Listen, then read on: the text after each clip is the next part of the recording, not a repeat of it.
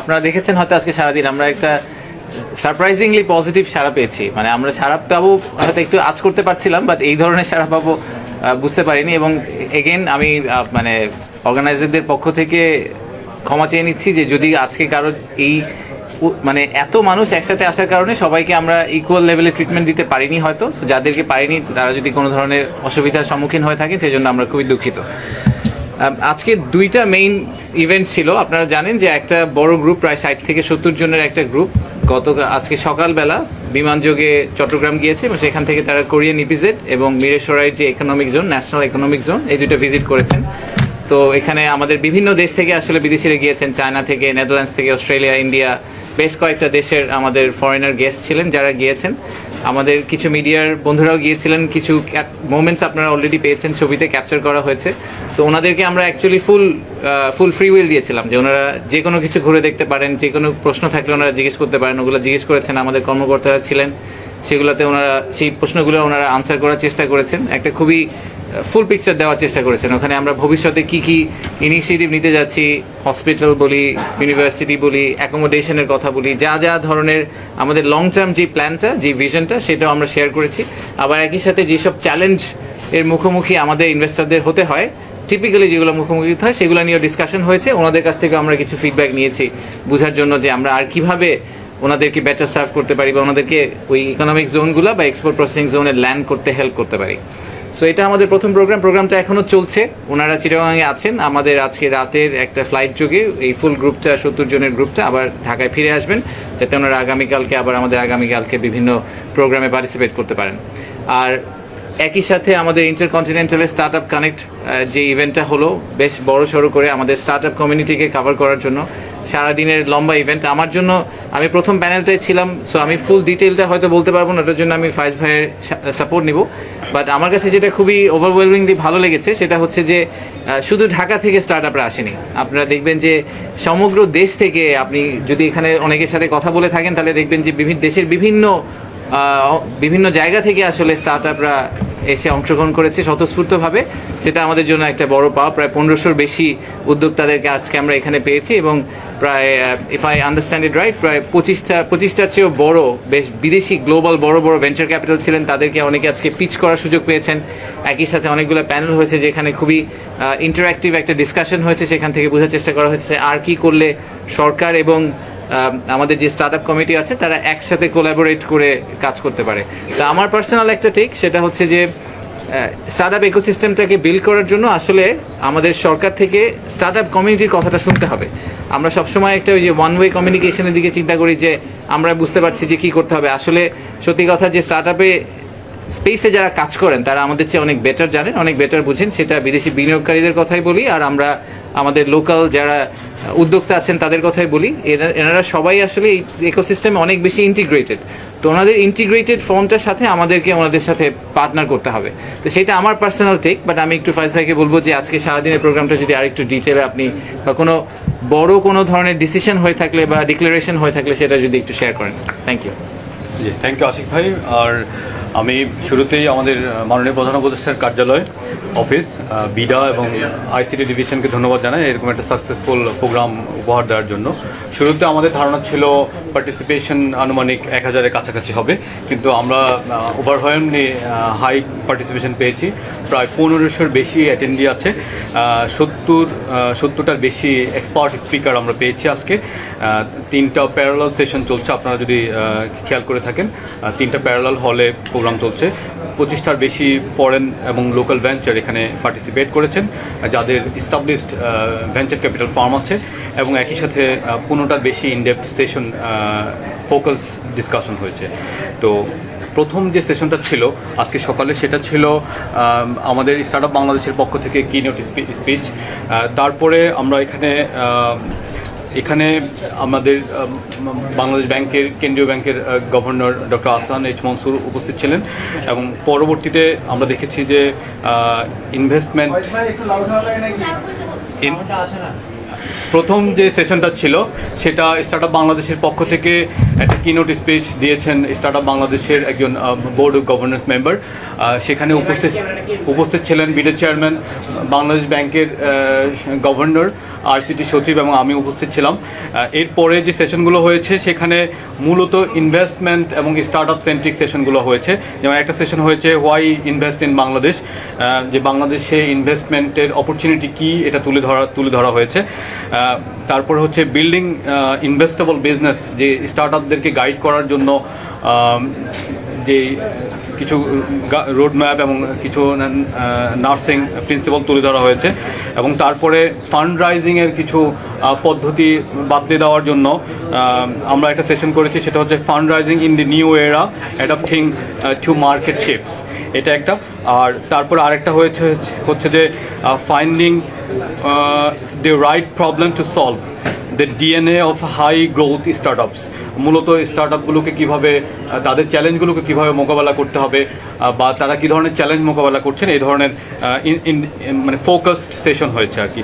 আর এখন যেই সেশনটা চলছে, এটা অ্যাবাউট টু ফিনিশ, সেটা হচ্ছে যে how education technology can solve বাংলাদেশের education crisis and unlock its next generation frontier. তো এখানে আমাদের মাননীয় শিক্ষা উপদেষ্টা আছেন সিআর আবরার, এবং আরও একজন বিজ্ঞানী আছেন ডক্টর আবেদ। সবাই মিলে এখানে মেটা রিপ্রেজেন্টেশন আছে বাংলাদেশের বিভিন্ন এডটেক কোম্পানি, যেমন শিখো, 10 মিনিট স্কুল, ওনারা এই সেশনটা কন্ডাক্ট করছেন আর কি।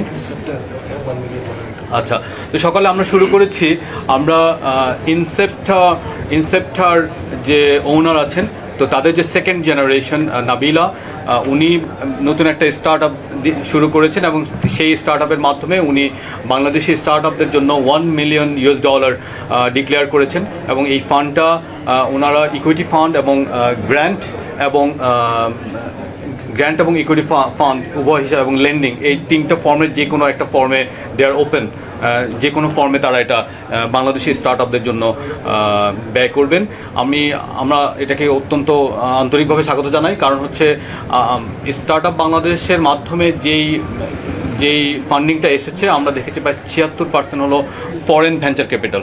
সো বাংলাদেশি কোম্পানিগুলো যদি বাংলাদেশে ফান্ডিং করে, তাহলে এটাকে আমরা অত্যন্ত সাধুবাদ জানাই। আমি মনে করি যে বাংলাদেশ ব্যাংক রিসেন্টলি যেই পলিসিগুলো নিয়েছে, আপনারা খেয়াল করেছেন যে প্রথমবারের মতো বাংলাদেশ ব্যাংক সিগনিফিক্যান্টলি একটা আউটবাউন্ড ট্রানজ্যাকশনের, ফরেন কারেন্সি ট্রানজ্যাকশনের একটা উইন্ডো ওপেন করেছে। এবং একই সাথে স্টার্ট আপ বাংলাদেশের আমাদের যে স্টার্ট আপগুলো আছে, তাদের মধ্যে একটা বড় দাবি ছিল যে শেয়ার শপিং। তো বাংলাদেশ ব্যাংক এই বাধাটাও সরিয়ে দিয়েছে, অর্থাৎ স্থানীয় যারা স্টার্ট আপ আছে, তারা যদি দেশের বাইরে যদি কোনো স্টার্ট আপ বা কোম্পানির শেয়ার ওন করেন, তাহলে এখন থেকে তারা শেয়ার শপিং করতে পারবেন। আর এর বাইরে আমাদের বাংলাদেশ ব্যাংকের গভর্নর দুটো প্রমিনেন্ট ডিক্লারেশন দিয়েছেন এখানে। সেই দুটো ডিক্লারেশন হচ্ছে যে আমরা দীর্ঘদিন ধরে বাংলাদেশ ব্যাংকের কাছে বিভিন্ন কমার্শিয়াল ব্যাংকের, বাণিজ্যিক ব্যাংকের যে স্টার্ট আপ ফান্ডটা ছিল, জমা ছিল, সেটা লিবারালাইজ করতে বলেছে আর কি। তো বাংলাদেশ ব্যাংকের গভর্নর আজকে ডিক্লেয়ার করেছেন যে এই ফান্ডের প্রায় 800 কোটি টাকা ওনারা আগামী এক সপ্তাহ থেকে এক মাসের মধ্যে ওনারা উন্মুক্ত করে দিবেন। আর এর বাইরে আরেকটা ডিক্লারেশন ছিল, সেটা হচ্ছে যে 400 কোটি টাকার একটা ফান্ড, যেটা বাংলাদেশ ব্যাংকের নিজস্ব তহবিল আছে। এই তহবিলটা বলেছেন যে ডেপ্ট কিংবা ফাইন্যান্সিং যে কোনো একটা ফান্ডিং মডেলে স্টার্ট আপদের জন্য উন্মুক্ত করা হবে, এবং এটা এখন থেকে আগামী কয়েক মাসের মধ্যেই করা হবে।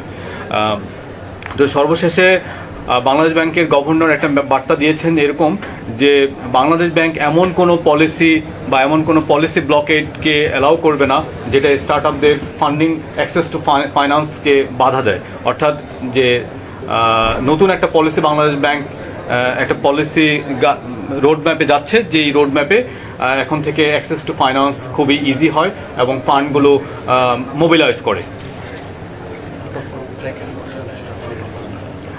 এর বাইরে তৃতীয় একটা ডিক্লারেশন এসেছে, সেটা হচ্ছে যে আপনারা জানেন জাইকা এবং বাংলাদেশের সাথে স্টার্ট আপ বাংলাদেশের জন্য ফান্ড অফ ফান্ড একটা আলোচনা দীর্ঘদিন ধরে চলছিল, যে সরকার বাজেট সাপোর্ট থেকে, জাইকা থেকে বাজেট সাপোর্টের যেই টাকাটা পায়, সেই টাকার একটা অংশ স্টার্ট আপদের জন্য ফান্ড অফ ফান্ড হিসাবে বিনিয়োগ করার জন্য ইআরডি এবং ফাইন্যান্স মিনিস্ট্রির সাথে আইসিটি মিনিস্ট্রির একটা দীর্ঘ আলোচনা হচ্ছিল এবং আজকে সকালে আমাদের ফাইন্যান্স সচিব ফাইন্যান্স সেক্রেটারি উনি আমাদেরকে জানিয়ে একটা পজিটিভ নোট দিয়েছেন যে খুব দ্রুতই এই ফান্ডটাও মোবিলাইজ করবে।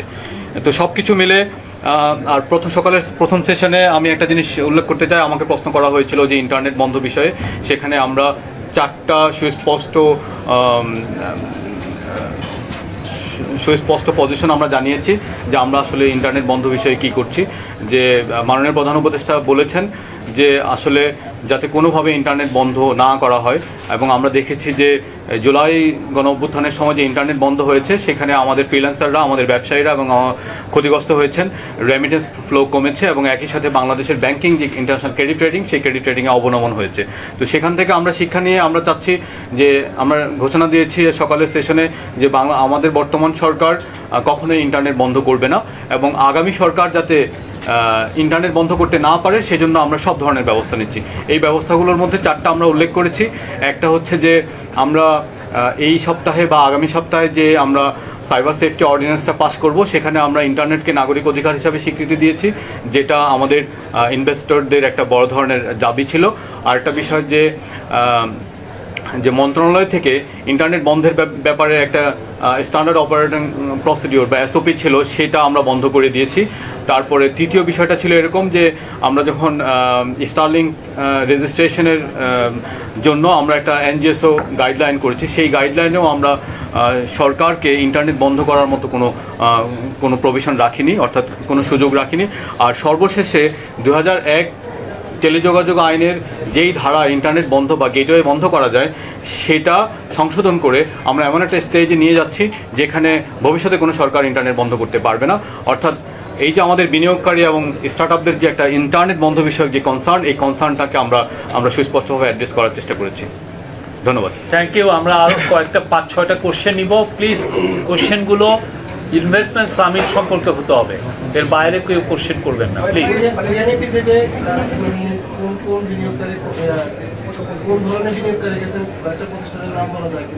এটা আমরা বিনিয়োগকারীদের নাম আপনাদেরকে আমরা পরে দিয়ে দেওয়ার চেষ্টা করব। আমার কাছে আসলে এই মুহূর্তে লিস্টটা নেই যে কে কে গেছেন, আমরা কোন কোন দেশ থেকে গেছেন সেটা একটু আগে আপনাদেরকে শেয়ার করেছি। সো যে কটা দেশের নাম আমি শুনেছি যে চায়না, ইন্ডিয়া, নেদারল্যান্ডস, অস্ট্রেলিয়া, এই দেশগুলোর থেকে আমরা বেশ কিছু ইনভেস্টর পেয়েছি যারা গেছেন। আর আমাদের ইনফ্যাক্ট আমরা কিছু প্রসপেক্টিভ বাংলাদেশি ইনভেস্টরদেরকেও নেওয়ার চেষ্টা করেছি, যারা একেবারেই ডিসিশন পয়েন্টের খুব কাছাকাছি চলে গেছেন কিন্তু তারা কনসিডার করছেন খুব হেভিলি যে ওনারা ইকোনমিক জোনগুলোতে ইনভেস্ট করবেন, তাদেরকে আমরা নিয়ে গেছি যাতে ওনাদের কনসার্নগুলো এবং ওনাদের ভিউগুলো আমরা শুনতে পারি। আপনার ফিডব্যাকটা কি নিলেন? যেমন উনি একটা গুরুত্বপূর্ণ ফিডব্যাকের কথা বললেন যে স্টার্টাররা চান না যেন ইন্টারনেট আর কখনো বন্ধ হয়, এবং এই ব্যাপারে আপনার পলিসি রিভেট পয়েন্ট বললেন। আর কি কি ফিডব্যাক আজকের প্রথম দিনে? পার্সোনাল ডেটা প্রোটেকশন অ্যাক্ট নিয়ে একটা প্রশ্ন ছিল ওদের, আমরা এটা ক্লিয়ার করেছি যে আমরা এপ্রিলের মধ্যে ড্রাফটটা আমাদের বিজনেস কমিউনিটির মাধ্যমে যাদের কাছে এখনও পৌঁছে নেয় তাদেরকে সে পাঠিয়ে দিব। আপনারা জানেন যে এটা গত 2 সপ্তাহ অনলাইনে ছিল এবং আমরা কিছু সিলেক্টিভ বিজনেস কমিউনিটিকে এটা পাঠিয়েছে প্রাথমিক ফিডব্যাক পাওয়ার জন্য। তো সেই প্রাথমিক ফিডব্যাকগুলো আমরা পেয়েছি, যেমন এমচ্যামের কাছ থেকে পেয়েছি এবং আরও কিছু সিলেক্টিভ ফাইন্যান্সিয়াল লয়ারের কাছ থেকে নিয়ে আমরা এখন এটা আপডেট করছি। By the end of this month, এপ্রিলের শেষে আমরা আবার এটা অনলাইনে আবার উঠিয়ে দিব পাবলিক কনসালটেশনের জন্য। তো সেটা আমরা তাদেরকে একটা প্রাইমারি কমিটমেন্ট করেছি এরকম, by the end of May the draft will be open for all. আপনি তো অলরেডি কয়েকটা ফান্ডের কথা বললেন, কি পেতে চাচ্ছেন এবারে সামিট থেকে? আমি আজকের স্পেসটায় থাকি কারণ ওভারঅল সামিটের কনভারসেশন আমরা আগে আরেকবার করেছি। কতটা দেশ এবং কতজন বিনিয়োগকারী? আচ্ছা প্লিজ উনি একটা করে যাই। হ্যাঁ, আচ্ছা। সো আজকে দেখেন, আজকের যেই সামিটটা ছিল, এই সামিটটাতে আমরা primarily, and please feel free to add, সেটা হচ্ছে যে আমার মতে 2টা জিনিস আমরা অ্যাচিভ করার চেষ্টা করেছি। বাইরে থেকে অনেক ভেঞ্চার ক্যাপিটাল ফার্মের ইনভেস্টররা এসেছেন, তাদেরকে যে মেসেজটা আমরা দেওয়ার চেষ্টা করেছি সেটা হচ্ছে যে নতুন বাংলাদেশে, নিউ বাংলাদেশ, আমরা কোলাবোরেটিভলি রেড টেপগুলোকে রিমুভ করার চেষ্টা করছি।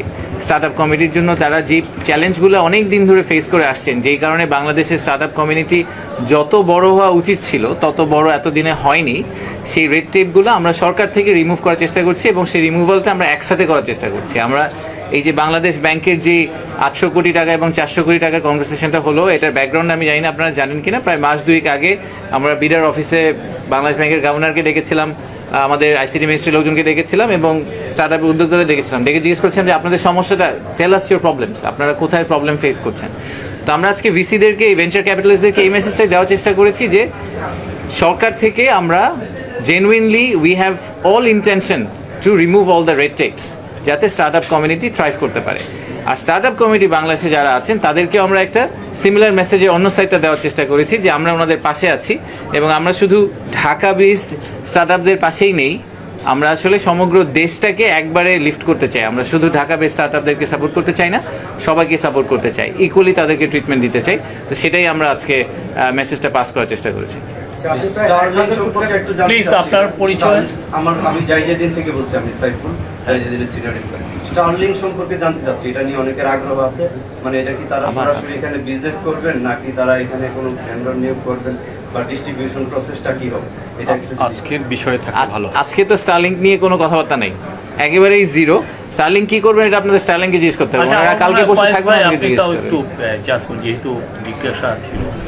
আচ্ছা, স্টারলিংক নিয়ে আমাদের মাননীয় প্রধান উপদেষ্টা ঘোষণা দিয়েছেন যে মার্চ থেকে 90 দিনের মধ্যে এটা আমরা বাংলাদেশে কমার্শিয়ালি কমিশন করব। তো Starlink has given the authority to work on its own.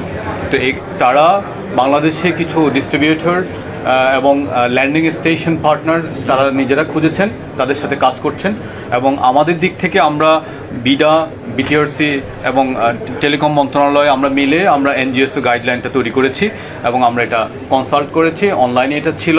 আমরা 75 রকমের ফিডব্যাক পেয়েছি, ওই ফিডব্যাকগুলো আমলে নিয়ে আমরা গাইডলাইনটা তৈরি করেছি এবং মাননীয় প্রধান উপদেষ্টা সেটা অনুমোদন করেছেন। এখন নেক্সট স্টেপ হচ্ছে স্টারলিংক বা এনজিএসও সহ, মানে এনজিএসও প্লেয়ার, এখানে Starlink one of the player, there can be many other players. So Starlink সহ অন্য যারা এনজিএসও নন জিও স্টেশনের অরবিট স্যাটেলাইট যারা সেবাগুলো দিচ্ছেন, সেই সেবাদাতারা তারা এখন বিটিআরসিতে আবেদন করবেন এবং সেই আবেদনের সাপেক্ষে তাদেরকে অনুমোদন দেওয়া হবে এবং তারা বাংলাদেশি সরকারি এবং বেসরকারি যে বিনিয়োগ পার্টনার আছেন পার্টনারদের সাথে কাজ করবেন। আর এর মধ্যে আমরা এখানে কিছু টেস্ট সেট আপ করছি এবং সেটা পাইলট ফেজ হচ্ছে। সরি, জাস্ট একটু কমপ্লিমেন্ট করি যে আমি গতকালকে বলেছিলাম যে স্টারলিংকের বিডার অ্যাপ্রুভালটা হয়ে গেছে। সো প্রসেস ওয়াইজ প্রথমে আসলে বিডার অ্যাপ্রুভাল, তারপরে হচ্ছে গিয়ে এনজিএসও লাইসেন্স, বিটিআরসির অ্যাপ্রুভাল। ওনারা আজকে বিটিআরসির জন্য অ্যাপ্লাই করেছেন। সো এখন বিটিআরসির অ্যাপ্রুভাল হয়ে গেলে সরকারের পার্টটা কিন্তু শেষ। আমরা যেটা ওনাদেরকে 90 দিনের জন্য প্রমিস করেছিলাম ওনাদেরকে আমরা ব্যবসা করতে দিব, বিটিআরসি লাইসেন্স দেওয়ার পর থিওরিটিক্যালি ওনারা তার পরের দিন থেকেই বাংলাদেশে কমার্শিয়ালি অপারেট করতে পারেন। বাট আমি শিওর যে ওনাদের নিজেদের সেট আপ করতে হতে একটু সময় লাগতে পারে, but that's completely down to them. ঠিক আছে, থ্যাংক ইউ।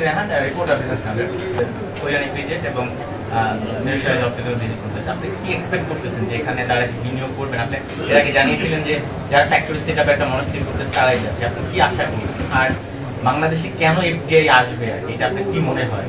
মানে আপনাকে আমি জিজ্ঞেস করি, বাংলাদেশে এফডিআই কেন আসবে না?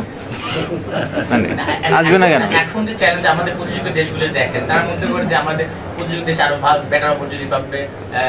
আমাদের যে ম্যান পাওয়ার যেটা আছে এটা একটা বড় অ্যাডভান্টেজ, আপনি বলেন আমরা যেটা জানি, বাট স্কিল ম্যান পাওয়ার গ্যাপটা থাকে। যেখানে এখন ওই যে ট্রাম্প ইস্যু চলে আসছে, সেখানে ট্যারিফ চলে আসতেছে, তারপরে আচ্ছা আচ্ছা ঠিক আছে, প্লিজ কোশ্চেন করলো তো। একটা কোয়েশ্চেন আনসার করি। হ্যাঁ, আচ্ছা, প্রথমত হচ্ছে যে ওনাদের কাছ থেকে আজকের ট্রিপ থেকে আমাদের কি এক্সপেকটেশন? আমাদের ট্রিপ থেকে এক্সপেকটেশন হচ্ছে ওনারা ট্রিপ থেকে এসে একটা কনফিডেন্স পাবেন যে, আমি আগেও বলেছি যে ইনভেস্টমেন্ট ডিসিশন ওভারনাইট হয় না। ওনারা হয়তো বাংলাদেশ নিয়ে চিন্তা করছেন, তাই ওনারা বাংলাদেশে এসেছেন। ওনারা এই ট্রিপ করে কালকে সকালে গিয়ে কন্ট্রাক্ট সাইন করবেন, আমি এটাও চাই না। ওনারা একটা পজিটিভ আউটলুক নিয়ে ফেরত যাবেন, ওনারা হেড অফিসে যাবেন, হেড অফিসে গিয়ে কনসাল্ট করবেন, ওনারা বলবেন যে আমি ফিজিক্যালি দেখে এসেছি জায়গাটা কাজ করছে।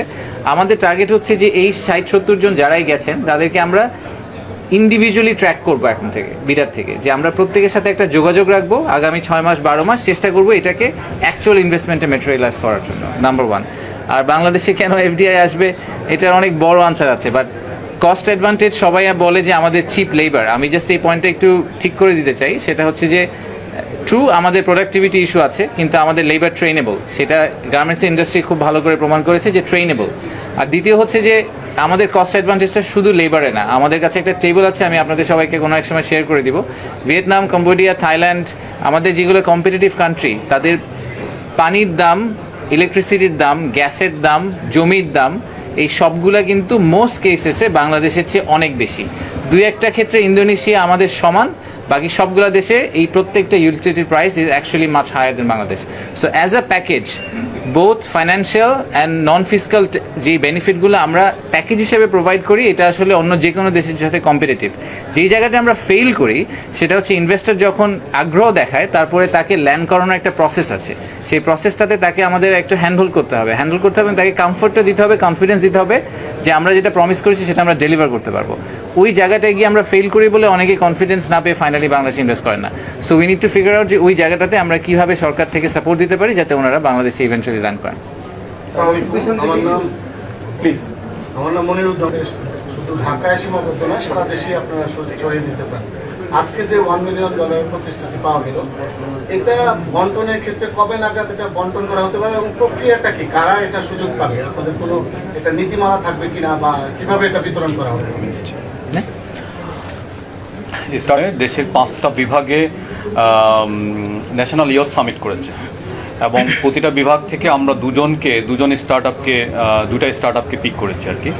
তো আমরা এই যে ইনিশিয়েটিভটা আমরা এটা কন্টিনিউ করব। এখন থেকে আমরা আমাদের ইউনিভার্সিটি অ্যাক্টিভেশন প্রোগ্রাম আছে, সেই প্রোগ্রামগুলো আমরা সচল করব এবং সচল করে এই ইউনিভার্সিটি অ্যাক্টিভেশনগুলো আইসিটির অধীনে দুটো দপ্তর আছে যারা প্রি-সিড স্টার্ট আপ নিয়ে কাজ করে, আইডিয়া এবং যারা অ্যাক্সিলারেশন ফেজ এবং ভিসি নিয়ে কাজ করে, সেখানে স্টার্ট আপ বাংলাদেশ।